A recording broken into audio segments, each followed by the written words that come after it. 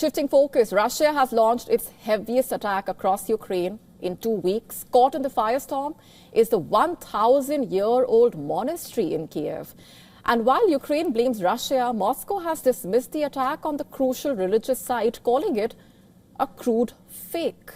And the attack coming as Poland questions Nazi worship in the Ukrainian capital. Here's a detailed report.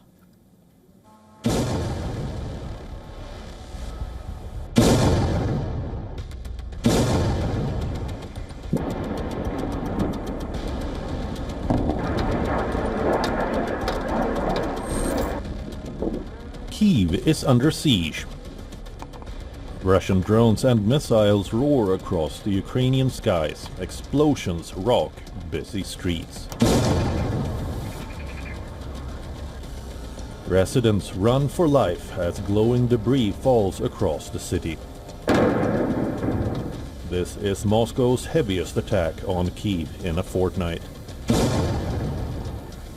Ukraine is facing its darkest hour. Russia has unleashed a barrage of 611 drones, 70 missiles in overnight blitz.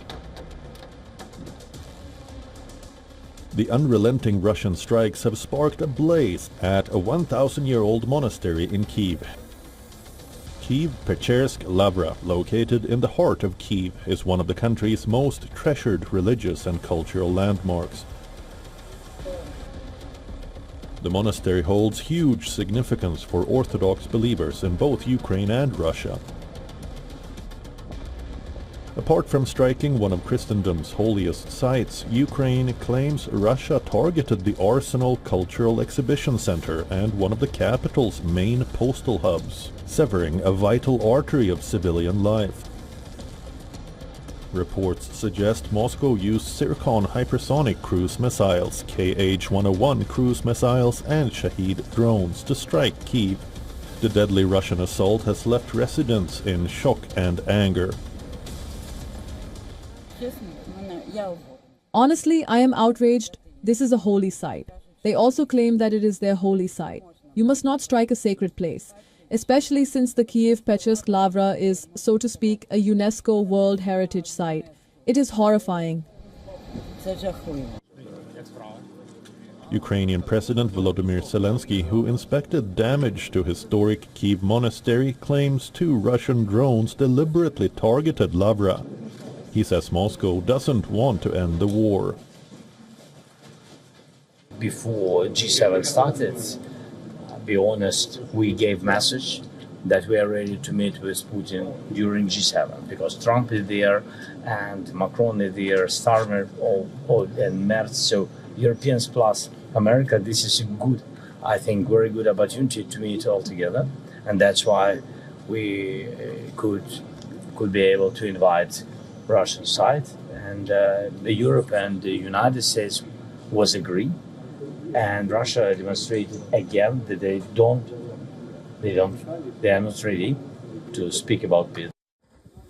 But Russian military has a different story to tell. It says it carried out a massive strike on military sites in Kyiv, Kharkiv and Dnipro, but denies targeting the Lavra. Moscow claims the UNESCO World Heritage Site was hit by an outdated US Patriot air defense missile. The fresh strikes comes a day after Zelensky said he had spoken to US President Donald Trump and has discussed efforts to achieve a peace deal ahead of the G7 meeting in France. As fighting rages on the ground, Russia says that it is committed to Trump's peace proposal and awaits its implementation. We are committed to the agreements reached on August 15th of last year in Alaska. President Putin has repeatedly stated that he accepted President Trump's proposal, and we certainly expect that the position agreed upon based on the American proposal will be implemented. We expect another visit from Mr. Witkoff and Mr. Kushner in the foreseeable future. But the Russian attack drew significant and widespread global condemnation. Russia showed the extent of its cruelty by massively striking the capital, Kyiv.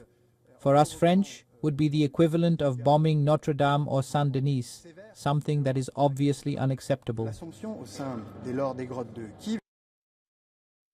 Russia has intensified its onslaught against Ukraine. It vows to continue fighting if peace is not struck on its terms. With G7 leaders meeting in France, the big question is, will there be a path to peace? Bureau Report, WION, World is One. To stay up to speed with the latest news, download the WION app and subscribe to our YouTube channel.